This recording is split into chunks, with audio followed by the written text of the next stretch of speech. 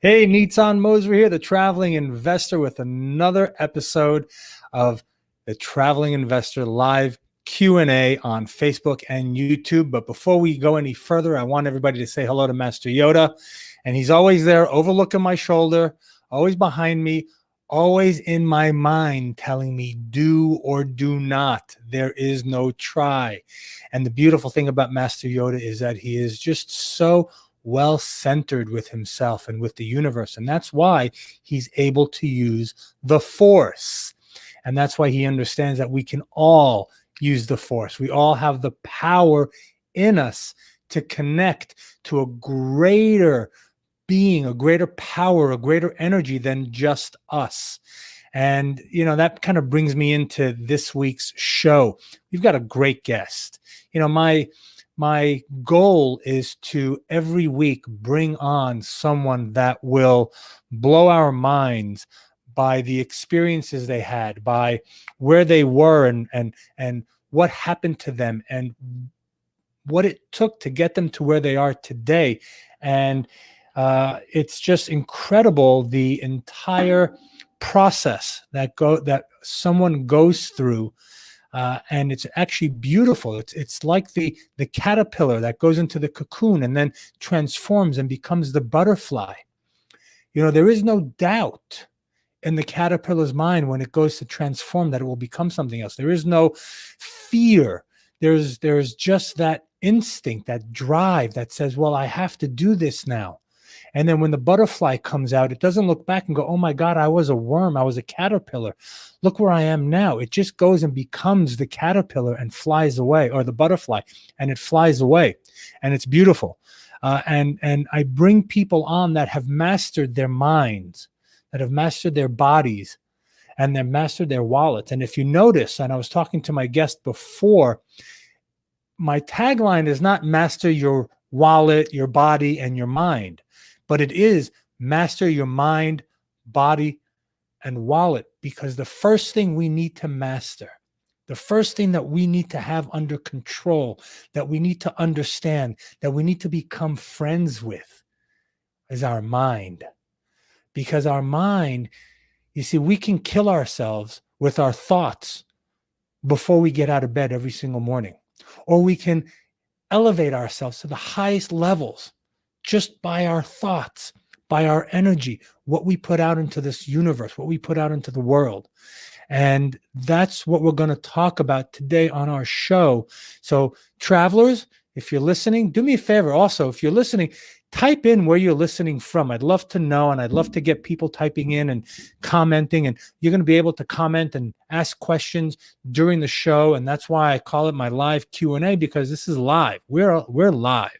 But before we go into that, I want to thank some of our sponsors. Jade PMC Property Management Company. If you ever need a good property management company to manage your assets anywhere around the country, Jade PMC, they will take you to where you need to be with your properties. And welcome Wisdom of Real Estate coming in from Colorado. That's awesome. Also, I want to thank Commercial Realty Partners, which is a commercial realty brokerage company. If you want to buy or sell any type of real estate, hit up Commercial Realty Partners. It's your one-stop shop for all your real estate needs. And also Cornerstone Investment Partners. If you're ever looking to get involved in commercial real estate, if you want to do it passively, check Cornerstone Investment Partners, and they'll be able to work with you and decide what type of investment works best for you. Now, back to the show. So my guest today, his name is Nate Rifkin. Now, check this out.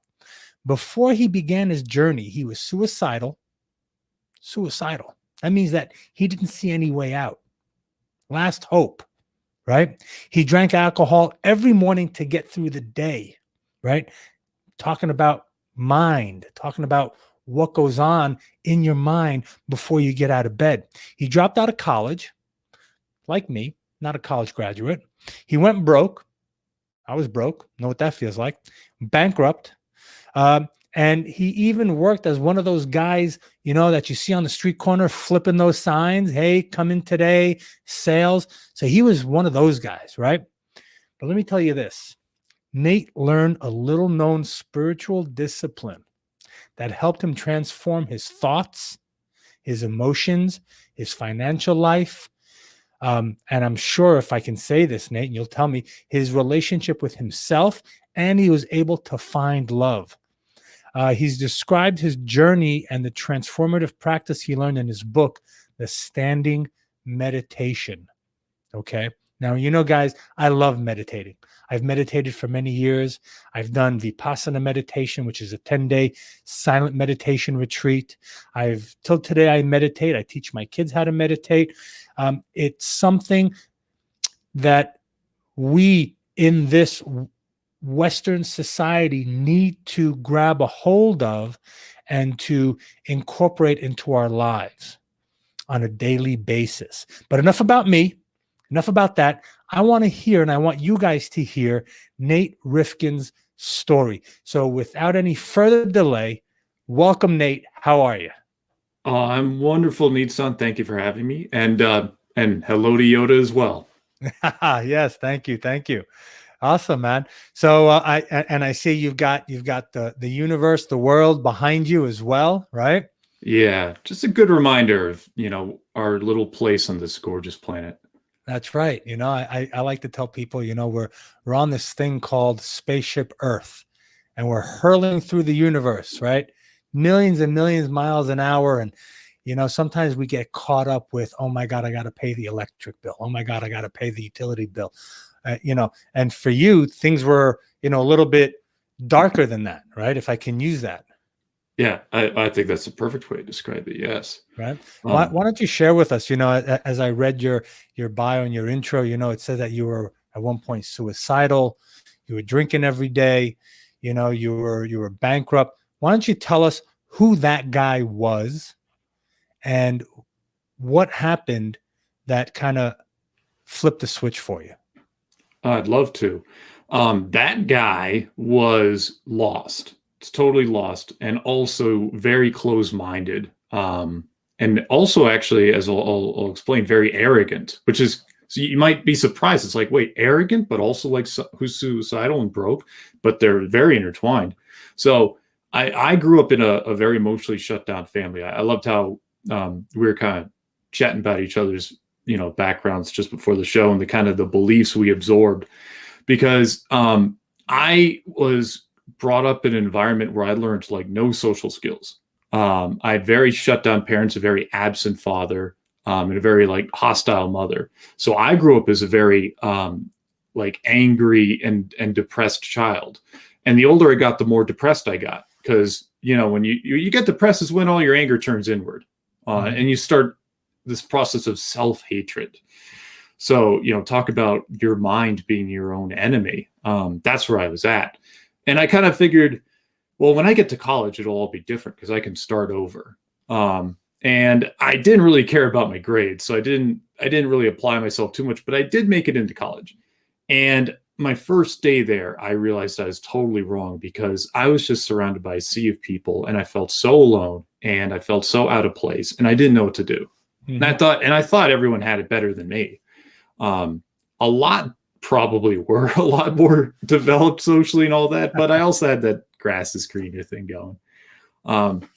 Kind of my one ray of light though was that I wanted to be an entrepreneur of some sort, or self-employed somehow. Much like you, the old like 9-to-5 trading hours for dollars thing, just like it's something about it, just like this isn't right.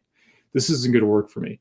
Mm-hmm. And I loved lifting weights. I loved working out. So I thought I want to like meld those two together. And I started thinking, I'm miserable in college. I hate this, I'm not having fun, and I'm paying to be here. So, and when I start a business, because that's what I wanted to do, is anyone going to like hit me up and be like, hey, where's your college diploma? I want to see that. I'm like, I've never heard that. So I dropped out. 3 semesters I was gone. It was actually exciting, but also sad. It was sad because I walked off campus, I packed up my stuff. I didn't say goodbye to anyone. I don't think anyone even knew I'd left. It was kind of like, that's just who I was. That's where my life was. And I started studying marketing. I started studying especially like direct response marketing, writing my own ad copy. And this was back in 2005, let's say. Hmm. Now the internet had been around for a long, long time, but you have to understand this is like 15 years ago. So the internet was still kind of a baby compared to what it is Sure. today. I mean, Facebook was still a like college thing. So just to put that in perspective. Um, yeah, back then. So I started studying online advertising, and I realized, you know what I can do? My brother was super into yoga. He was really good at it, had studied a while, and I made a deal with him where he could like teach the yoga. I would film him like doing DVDs, and he could write about it, and I would handle all of the business stuff. I'd handle the marketing, the advertising, the product fulfillment, everything, customer service, etc. So that was it. I was in business. So I started doing this on my own. And I was financing it myself, which basically meant pulling out the credit cards. Mm. And I knew, I mean, I had and have a knack and a passion for writing and marketing, but everything else I just didn't know, and I didn't care to study it, like accounting or like what kind of LLC to form, or gross Mhm. versus net profit. So what happened was I was still the same guy inwardly that hated himself, but now I was trying to cover that up with business success. Um, and we were talking earlier, Nitzan, we all know how well that will go. So so and it was, I mean, I could laugh about it. Spoiler alert, there's a happy ending. I can laugh about it now, but I mean it was a miserable time because I started going deeper and deeper into debt. Now I had like a lot of like startups, I think, share this, where there's some hit or miss success, and it kind of Mhm. like it keeps you excited, but really what's going on is you're just going deeper into debt overall, even if there's some quick wins. So I started maxing out my credit cards, and I got really scared. And I was still a very depressed, lonely guy. So I felt terrible about myself. I hated myself. My thoughts would just loop and loop and loop. And yeah, I got to the point where I thought about killing myself because I had no life. I had a really terrible life. I wasn't happy. And eventually, what happened was all the credit cards I had got sold off to like debt collection agencies. So the credit card stopped working, and I started getting the calls from, who knows where these outfits were, but it was the same like monotonous voice. This is an attempt to collect a debt. I stopped Right. answering my phone. I was telling you earlier, I even had, I was living in Boulder, Colorado at the time. And I had to knock at the door, and I opened the door, and it was like, I think it was the sheriff. It was either the sheriff or the deputy or something. And I'm like, what is going on here? And he's like, hi, this is for you. Hands me an envelope. And he said, and I'll never forget. He said, it's nothing bad. And, have a good day. And he walked away. And I'm like, I opened the envelope, and it was basically a 2-page letter explaining that I was getting sued. I'm Oh, like, wow. what's up? Wow. So you're getting sued. Do you know by Oh, whom? yeah. I started reading it. It was a debt collection agency that had handled like my old tax debt from Colorado, and they were suing me for the money. Um, I figured it out pretty quickly. It was basically like, we're suing you, you can fight us in court, and at the very bottom was like, or you could just set up an installment plan, and we'll drop the lawsuit. I'm just like, you now have my attention. Very good. I signed the papers. I paid him. I mean, I slowly paid him, of course, all I can afford. So that was when I like hit my rock bottom. And you asked, like, how did I start? What was like the key to start turning all this around? At the time, I was learning business and marketing from like a mentor who he had like his own like seminars and mastermind, and I was in it with like, let's say 50 or 100 different people, and he was also really into mind power. And I started learning a lot more about mind power from him, and so did everyone else. And he actually was really into a spiritual tradition called Taoism, and really into meditation. And he started teaching that, and something about it like appealed to me because I try to like something about setting goals and striving and reaching out and like trying to like achieve this financial success just to feel fulfilled. It wasn't like working for me. Like just trying to like fight my thoughts just wasn't working for me.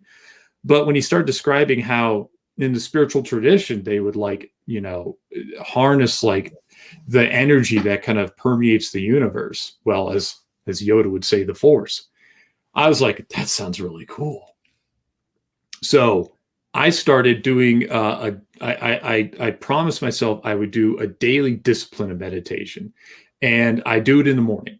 So I'd get up every morning, and at this point in my life, as you mentioned before, I was drinking alcohol every morning. Because that once I started like feeling suicidal, I just started drinking every morning because in my mind I needed that buzz. Mm-hmm. So I drank 2 shots of vodka, or roughly, and mixed it with an energy drink, and that was my breakfast. If I woke up in the morning. So sometimes it would be 1 in the afternoon. I don't know. So what I did was I started meditating after I got up. Like I'd shower, brush my teeth, and do my thing, and then I'd do a brief round of meditation, and then I'd still go drink. So what happened was I started feeling kind of a pleasant buzz from meditating. I didn't know what was going on. I didn't have the language that I do today about like changing the relationship with myself, or kind of making my mind my ally, more friendly toward me. All I knew is that it felt pretty good. So I kept on going. And what I started to observe was how the buzz I'd get from meditating started to catch up to the buzz from alcohol. I thought, that's interesting.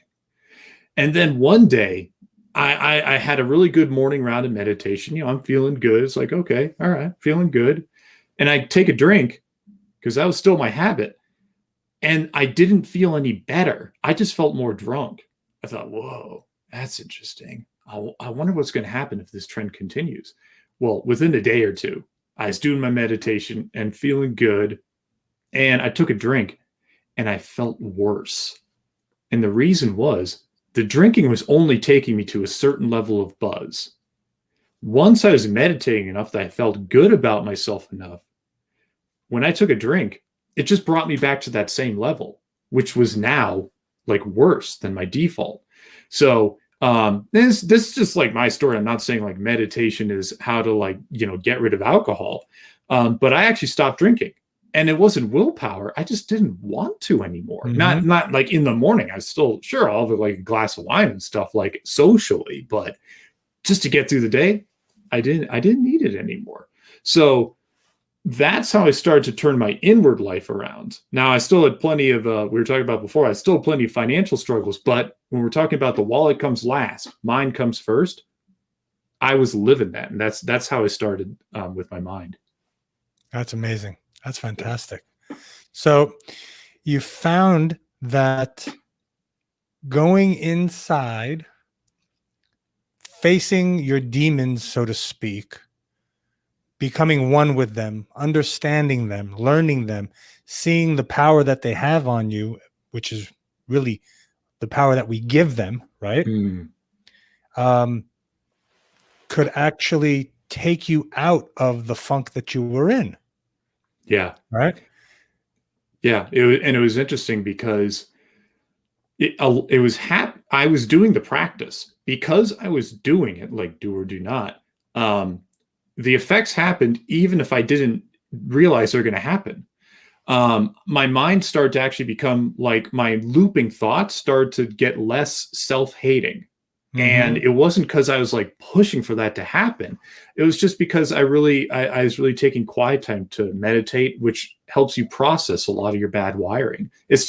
I like to describe it sometimes as like the self-cleaning setting on an oven. You just set it there. You have to do it and you have to take the time to do it, but the cleaning will happen beneath your conscious awareness often. It's pretty cool. Absolutely. I'm getting someone here is asking me if I can repeat that. Okay, so I'll try to repeat what I said. So what Nate was doing with his meditation was he was going inside of himself, facing his demons, facing his fears, looking at what you just said, Nate, right? The wiring of the brain, and realizing that yes, it's self-cleaning. Absolutely. Right? You're going inside, you're cleaning all that crap out. Now, the only way you can do that is by taking time for yourself, right? Yeah, Right, Nick? you You got got to to take. take time for yourself. Yeah. And it's not easy. Like, I actually thank you for the comment about the self-cleaning. Remember, self-cleaning is burning. It's hot. It is a process. It's not always going to feel good, but Mhm. you can be thrilled with it if you realize that you are doing a healthy thing. Like, I Right. think a lot of people, when they learn meditating and old memories start to pop up and old traumas and like this, like, oh, I can't believe I'm remembering that argument from 20 years ago. Like it's just happening right now. What am I doing wrong? Nothing. You're Mhm. actually doing it right. And so I think if people realize that, there could be a lot less sort of like confusion and guilt around meditating. It's like, no, no, no. If stuff's coming up, it's like your Right. body's finally processing and releasing it. So it's actually okay. Right. I mean, it sucks, but let it happen. Right. And Right. it'll be okay. I call it a healing crisis Yeah. because It's you're like going giving through a yourself a healing healing. process, but you have to relive all the crisis that happened in your life, right? The illnesses that happened, the physical illnesses, the mental illnesses, the spiritual illnesses, everything that happened to us. Yeah. My journey and what I learned was that, yes, we pilot all in our subconscious. Absolutely. What I learned is that, when you're ill, when you have a negative feeling, when you have all these things, it gets absorbed into our cells. The energy, the negativity gets absorbed. And then when we go through our healing crisis, or when we start to heal ourselves mentally, physically, what happens is like you said, we start vibrating at a different frequency when we start meditating. And all that negativity vibrates at a lower frequency. So we're starting to shed all of that negativity. But where does that negativity has to go? Well, first it has to come up to our conscious mind. We have to become aware of it, not grow attached to this, but be, like you said, become aware of what we're doing, right? Oh my God, I had this thought. I haven't had it in the last 20 years. That's okay. Don't grow attached to it. See it, Yeah. feel it, make note of it, and then say goodbye to it, and then watch it disappear. Right. And it's huge. That's the way we heal ourselves. And what I love is people in the Western society, they say, well, you know what? I sat for 5 minutes and I breathed a little bit and nothing happened. I'm 50 years old, 51 actually. It took 51 years to get all that crap inside. You think 5 minutes is going to take it all out? Right. Right. Yeah. Yeah, I know. It's tricky too, because I think when people don't realize how powerful this can be, it is tough to sit down and do and literally do nothing, Mhm. and keep up the habit. But that's and oftentimes in our Western world, what happens is when people first learn meditating, they'll say like, "Oh, it just comes down to sitting and focusing your mind." I'm like, well, I first heard that too, and talk about a way to demotivate me from trying it. So what I really liked though eventually is how I learned that meditation really is the foundation for some of the most long-standing like mystical traditions on the planet. Like, Mhm. this is stuff that, I mean, up until however many years ago, for several thousand years, this stuff was actually kind of kept private and secret. It was like passed down to like just a few people in the next generation, because it's tremendously valuable knowledge. When I hear stuff like that, that gets me excited to like be a part of it. It's like being part of a lineage of people who have really harnessed the power of their minds. Mhm. So all of a sudden, sitting quietly, it's a lot cooler. Absolutely. Yeah. Absolutely. Yeah, and to add to that, people in Western society, when you say meditate, they're like, "Oh, I have to stop. I can't stop thinking." How do you stop thinking? How do you stop your thoughts? How do you? Mhm. And I think the art of meditating, of true meditation, gets lost because we've westernized it. We've taken it from its roots and we've changed it into something that we think we need to do. Now, I don't know about you, but I can never silence my mind.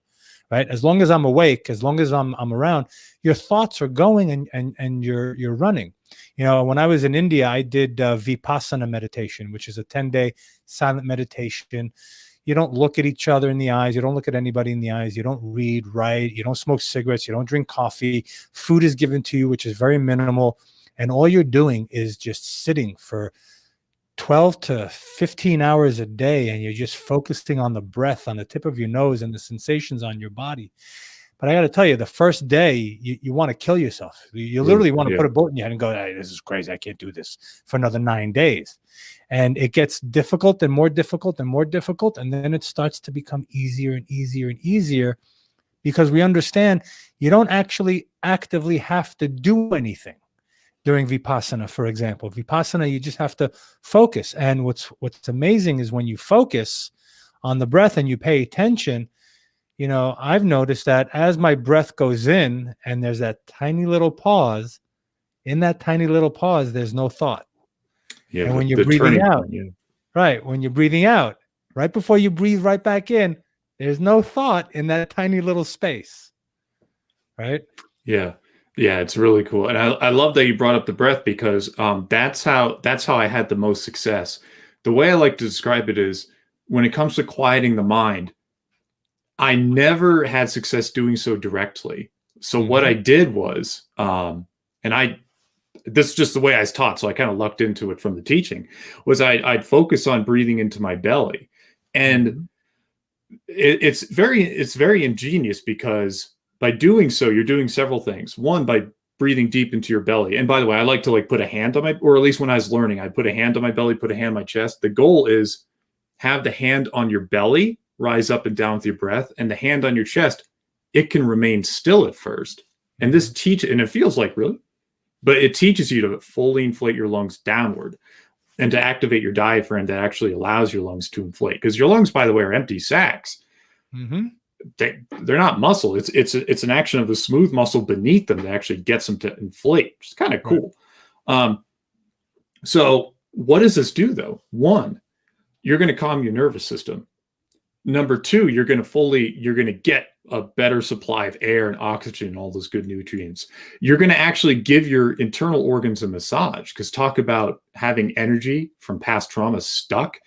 When you breathe deeply, you're actually gently massaging your stomach, spleen, pancreas, liver, even large and small intestine, some of your kidneys too. So that's going to be releasing a lot of stuff in them. And it's so wonderful to focus on the feelings and sensations of breathing into your belly, because now you're giving your mind like a bone to chew on. You've given it a task, because your conscious mind is a tremendously powerful problem-solving machine. So now you're giving it something to focus on, and you're taking it from the intellectual to the feeling based, the sensations. Like, does my belly feel warm? I wonder how much more warm it can get. Do I feel a buzz of energy in my belly? I wonder how much more powerful that can get. So now you're giving yourself empowering questions rather than how much longer do I have on the time. And now you're putting your conscious mind into a mode of receiving stimulation rather than chattering and chattering and chattering. So a lot of cool stuff is happening all at once. I mean, these ancient mystical traditions, when they teach something as simple as like just breathe into your belly and feel what it's like, there's all this cool programming layered into that, and it's a matter of doing it, and you'll get the benefits. So it's just really awe-inspiring once you integrate it into your life. What can happen it's like an investment. Long term, you'll look back and be like, wow, glad I did that. Absolutely. So why don't you share with us your routine that you do today for meditating? Sure. And mine is a little bit different, because what happened was, after I started doing this daily practice and it really turned my inner life around, I decided I would dedicate my life to it, because it was like the only thing that was working for me at that point. And I found it was what enabled everything else to work. So years and years went by. And I slowly pulled my life together. And then I had the opportunity to start studying to become a Taoist priest, and also start studying Chinese energetic medicine. So today, my routine is very in depth, because I actually want to center my life around this. So right now I still do the exact same thing where it's like, it is my first thing to do when I get up in the morning after shower, brush teeth. Mm-hmm. But essentially it's like, I make a beeline. It's like, well, first, kiss my wife, cuddle with her, then go shower. Yeah. And then I'll make tea. And then immediately it's to my office to meditate. And I'll do a practice where I'm doing some gentle movements where I'm actually integrating meditation with movement. And I'll combine that with some visualization where I'm absorbing energy. And some exercises where I'm imagining dispelling some old yucky energy. And then I'll do a still meditation. And I do it standing up, and at the very end, I'll put a timer on. And right now in the morning, the finishing one will be half an hour for me. That's just for me. It's the average person who's not studying to become a priest definitely doesn't have to do a whole routine like this. And then right after that, I will deliberately sit down and do my most important, fulfilling work of the day. Now, I love writing. And I have a career out of writing. So I will sit down and I will do my most important writing of the day while I'm still in that pristine state. And after that, only after that will I check my phone. Only after that will I get on and check email. Because my working assumption is once I start checking email, I assume my day is just going to disintegrate. Mm-hmm. There's going to be some crisis. Now, sometimes it's true. Sometimes it's not. But that's my assumption. Right. So that's my rough morning routine. Yeah. That's awesome. That's fantastic. Yeah. There's, I'm a big student of Osho. I don't know if you've heard of Osho. Mm-hmm. He talks about, people in Western society, we think, like we said earlier, meditating is to sit down in that lotus position, put your hands out, om, om, om, and kind of just try to silence the mind. One of the reasons why I connected with Osho's teachings is he says it's not about sitting quietly and quieting the mind. Yes, that's a technique and you can do that, but if that doesn't work for you, and especially in a world where it's a busy world, right? Like you said, we've got emails, we've got family, friends, we've got our businesses, we've got children, all this that are pulling from us in 20 different directions.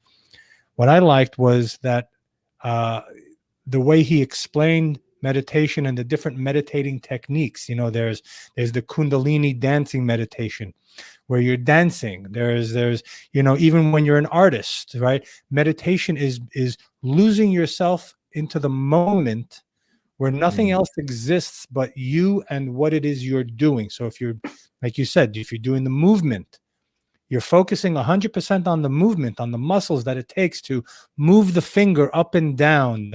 Like you explained, breathing, the diaphragm, it expands and it pushes down on the muscle, on the stomach. So being in that breath, being in that movement, being there totally will transform you and will help you get into that meditation. So travelers, when you're out there and you're thinking you want to get involved in meditation and you want to start incorporating it into your life, you have to understand it's not all about just sitting down and going om, om, om for an hour and trying to silence yourself. You can get up and put your favorite music on in the morning and dance your ass off for a half hour, but be in that half hour, be there. Don't, like you said, don't think about your phone. Don't think about your emails. Don't think about what you're doing. Just focus your energy and your mind on what it is you're doing and become whole with that. Right? So the dancer becomes the dance, right? The artist becomes the brush and the paint and the canvas that it's being painted on, so that you can be there. And like you said, from there, you can expand and you can release all of those negative energies and release all of that and then put yourself into a mode of receiving. And I think a lot of what people today all around the world is that we're missing that part of receiving, right? Yeah. Yeah. Receiving and really being able to tune into kind of what's right for us and what's right to receive. Because when we're not, I found when I was not operating from that centered place, which was basically I was probably not in my center place for over a decade. It was rough. So it skews when I was in that place, it skewed all my perceptions, and it kind of skewed all my judgments. So any business arrangement I tried to make work out didn't work.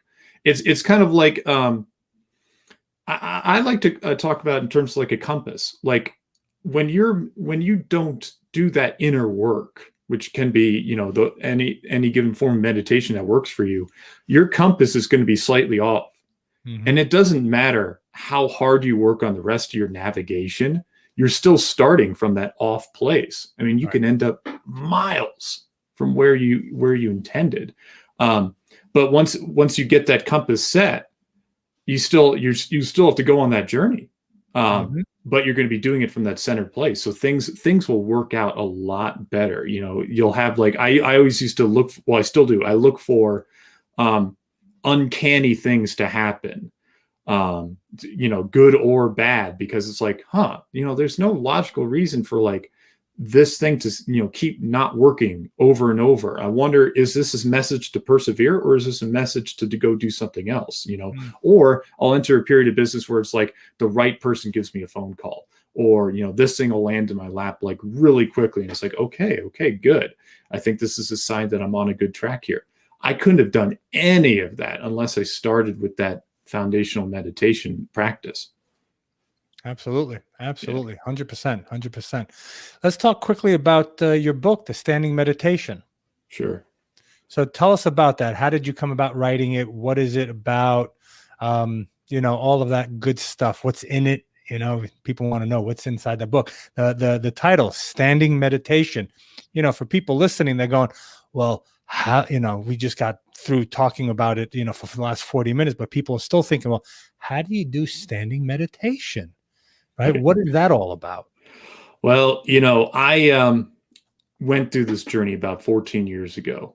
And about four years ago, I thought to myself, you know, a lot of people are, you know, still, they might have tried meditation, but they didn't work for them, or they're kind of frustrated with it.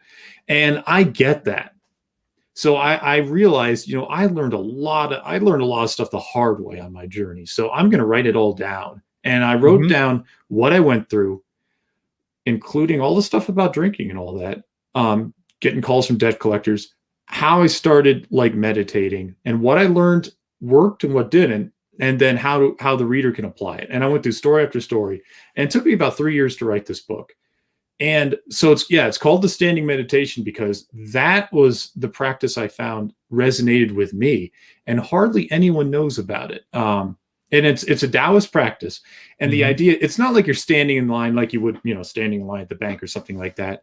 The idea is actually, and some people might have actually had seen this done before, it almost looks like Tai Chi, where you're standing with your knees just a little bit unlocked. Your hips are tucked like you're standing on like a super high bar stool, and you hold your arms out in front of you like you're hugging a tree, or you're holding like a really big beach ball, and you're kind of tucking your head so that you're lengthening your spine, and you're just kind of holding this position. Now, it is a tough position to hold at first, but what happens is your tendons get stronger and you learn to relax, and you start opening yourself up to the energy that's around you. And in fact, if anyone's ever gotten acupuncture or have heard of acupuncture, you know, the needles are placed strategically along your meridians. Right. Now that's acupuncture comes from Taoism. So standing like this is actually like giving yourself an acupuncture treatment. It's tough, but I started with just a minute per day. So the book details how to do it, and the weird journey I went through. And it came out near the beginning of this year, and I'm excited. That's fantastic. Yeah, that's a great meditation. I've studied Tai Chi in the past, Qigong as well. I studied naturopathic medicine when I was in Israel, and I'm a Reiki master for the last 20 some odd years. And I know that position very, very well. And I got to tell you, it's not an easy thing to do. you're holding that position. People think, oh, that's simple. Blah, blah. I kind of joke with my kids and I say, like, come on, let's stand like this. Let's see who can stand the longest. After 30 seconds, they're dropping like flies, but it has to do with being soft, but yet strong, right? It's learning to encompass both, right? Standing tall, like you said, expanding your spine, letting that energy flow. And a lot of times, like you said with acupuncture, and it's great that you brought that up, the pain that we feel from doing this are energy blockages that are just kind of opening up and letting the energy travel on those energy highways that you call meridians, right? That we call meridians all through the body. And it's amazing how that one stance where you just don't move is incredibly powerful. It's incredibly powerful. I'm thinking about what Bruce Lee used to say, become water. Water, we look at water and we think, what is water, right? We shower with water, we drink water, you put it in a cup, it's the shape of a cup. You throw it in a bowl, it's the shape of a bowl. It's got nothing. But water is powerful in its softness. Yeah. And that's what the standing meditation is, right? It's being soft in that power. Right. We have a question from Wisdom Real Estate. Asks, how long do you do it today? That's a great question. No, I'll give you one better than that. I'll tell you the progression. I started with just 60 seconds and I added 5 seconds a day. So that was actually my secret into like building into it. So for people, once I got to 8 to 10 minutes, that's when it became like a really cool meditation because my muscles relaxed enough, my tendons got strong enough that I could hold it. And once you get up, and then I got up to like 15 minutes, and then I stopped at like 25. I held 25 minutes a day for a super long time, and that is what I recommend people do. Okay, now me, I like to go a little crazy. So for us, actually, a couple of years, I put an hour on the timer. I don't know if that was necessarily a good idea, but that's what I did. And probably my record, actually, I think I did this a couple of months ago, was it was a little over 2 hours. And it was a weird situation because I'm like, I was waiting for a friend, and it was after a cool meditation retreat. And I'm just like, he was helping someone else out, doing like a consult, like an energetic treatment. I'm like, I'm going to hold until they come back down. They didn't come down. And I'm like, this is a test. The spirit, I made a promise to the spirit realm. I better do this. So I had some breakings there, but so I'm crazy, but I recommend 25. I think 25 minutes you'll have some really solid, amazing changes in your life. And if you're thinking like 25 minutes are you kidding me? It's like, I know, I get it, but try working your way up to that a minute at a time, a few seconds at a time, because the changes you'll go through will tell you the proper time to do it, and the changes will also prove to you that this is very worthwhile. All right, so let me ask a follow-up question, and we're going to go to some questions from our listeners. All right, so you're standing there, you're doing it a minute, right? You said you set the timer for another 5 seconds, so you're doing a minute and 5 seconds. Then another day you're doing a minute and 10 seconds, a minute and 20 seconds, right? Yeah. So you've got the timer set in the corner, right? And it's going to go off. So your ears are listening to it. You're standing there, and your mind is going, damn, when is that clock going to tick? When is that thing going to ring? When is it going to ring? When is it going to ring? 25 minutes. Shit, when is it going to ring? What am I doing? Oh, my God. Can I do this? All right, you know what? I'm going to stop for a minute. I'm going to go take a leak. I'm going to come back. You know what? You know what? Why don't I stop doing this? Let me go check my emails. Shit, my wife is calling me. Oh, the kids are doing this. Oh, it's raining outside, right? You got that whole thing going on over here. Right? Or even like you were saying, you're in that position, you made a promise to the spirit world, but now you're waiting for them to come down, and your mind is sitting there going, when is this going to happen? How long have we been sitting here? What are we doing? Should we stop? Should we go? Share with our listeners how they can take all that chatter, all that clutter, and what do they do with it? It's a great question.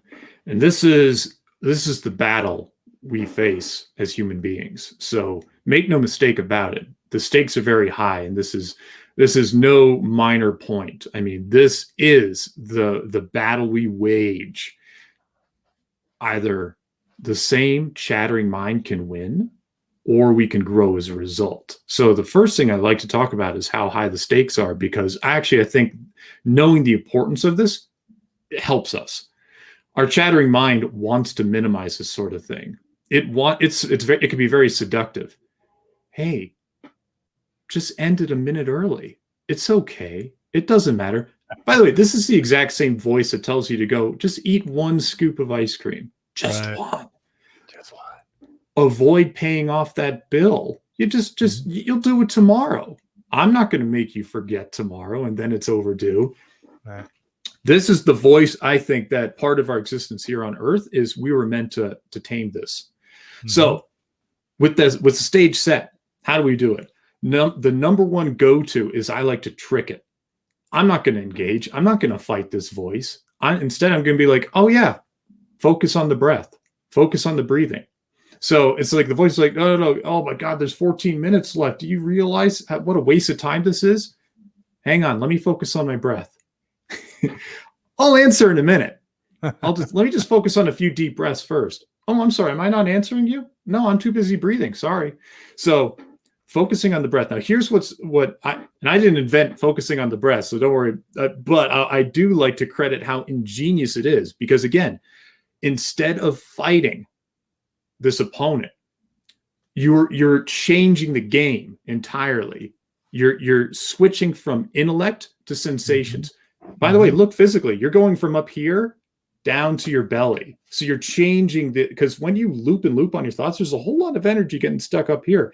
Now you're bringing it down to your belly, and you're changing from a state where you're trying to do something to a receptive, like, let me feel state. So first is focus on the breathing. Second is to tune into the sensations you feel in your belly. Feel. Because when you breathe into your belly, you will feel the pressure of your small and large intestines getting that gentle massage. So focus on, what does the pressure feel like? Focus on, can I feel any kind of heat sensations? Do I feel a buzz? Well, some people, do I see like a brightness? Focus on that. Is that real? No, I'm making that up. Just focus on it. So what happens is you're switching into a state where you're receiving feeling sensations. Now, your mind's a great tool, but it's also a pretty simple one. It's like a horse with blinders on it. So if you keep on redirecting its focus to what are the incoming feelings, it's not going to have as much. It's going to get off the track of chattering and chattering and chattering.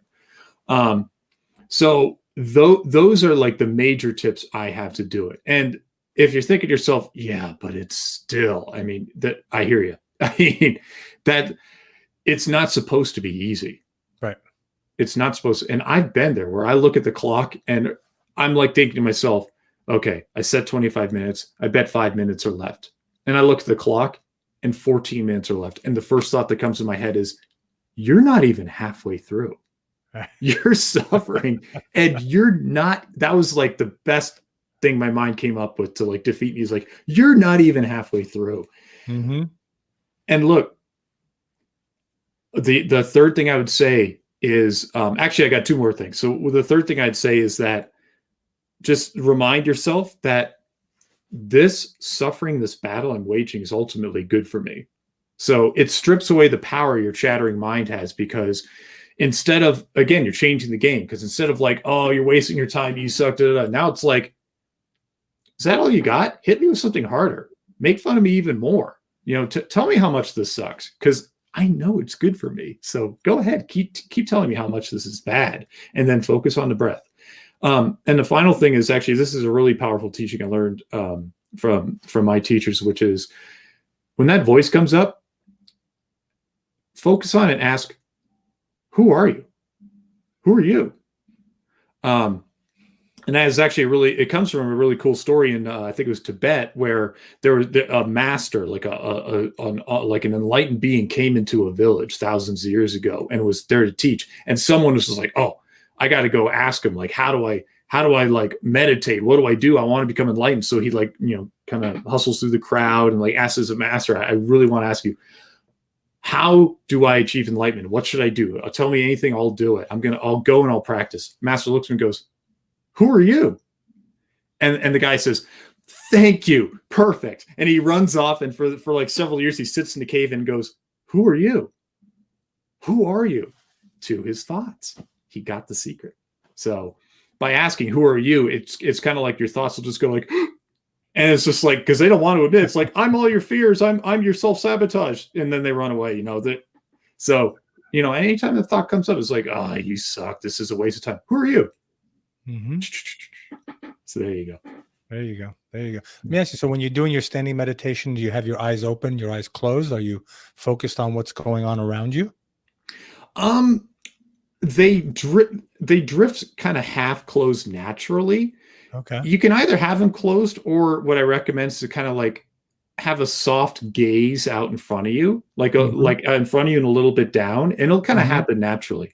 And in terms of like things around me, sometimes I'll tune into that. Mostly I focus on my breath, but also if it helps, you're out in like a really pleasant environment, kind of focusing on nature and stuff like that. Because again, it's great because the idea is you're getting input of feeling sensations rather than chattering judgment. And it can be kind of fun too, because you'll get into a really good place, and then all of a sudden a bird will just be like, and that's actually, I 100% believe that is a signal from the universe being like, good job. Now I'm going to send a weird bird to like mess with you, but good job. That's right. When you start doing this, you start opening, you become open, and you start seeing things in a different way. Oh, that bird was a message. Oh, that butterfly that just landed over here was kind of a nice caress instead, right? All these different things.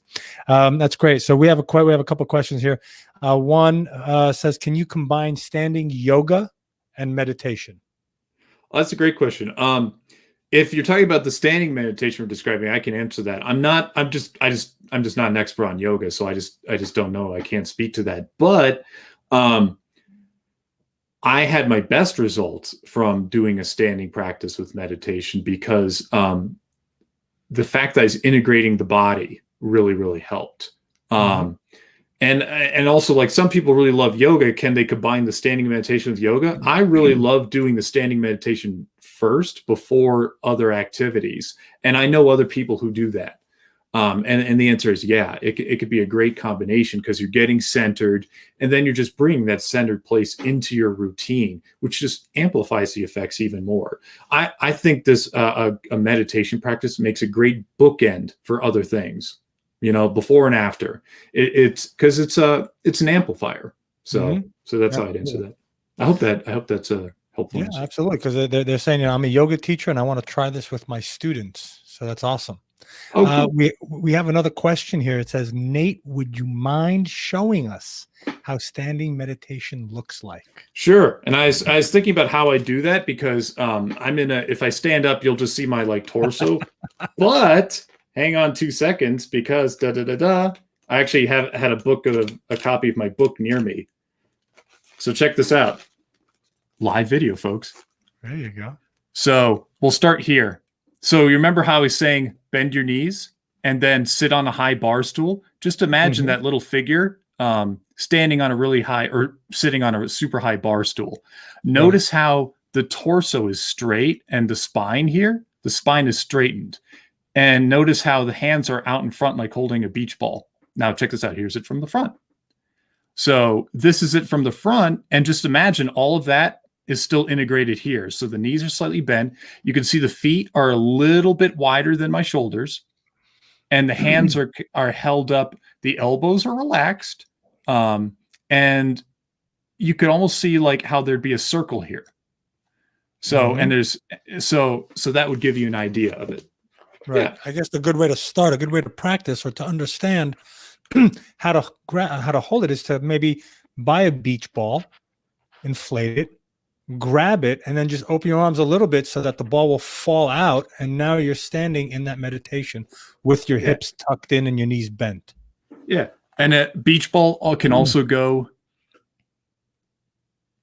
between your legs. Between the legs. There it is. Yeah. So that gives you an idea of how to do the meditation. And it's amazing because I know a lot of people that have done this type of meditation. I've done this type of meditation as well.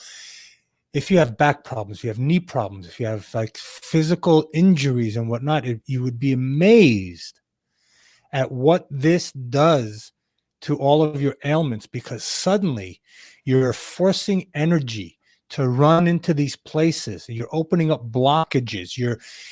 Imagine it's a faucet of good, positive energy, which we all know energy is a real thing. It's not this made up bullshit that people talk about, right? Science has proven that we are energy. We're frequencies. We're just moving different. So when you're standing there and you're letting all of this positive energy kind of blast through all of these painful parts of your body, and pain is just energy being blocked from moving, the health benefits are incredible. Forget just the mind, but the physical health benefits to doing this.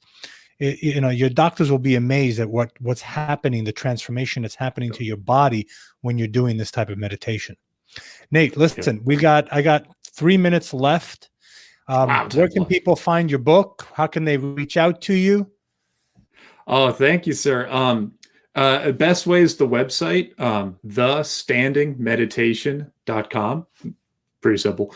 And yeah, my book's on Amazon. And if I said anything that resonated with anyone in my book, I try and dive as deep as possible into just the toughest parts of one's journey. And thank you. Yeah. And really how to climb out of it. So if I can help one person in my book, I'm really happy. So thank you.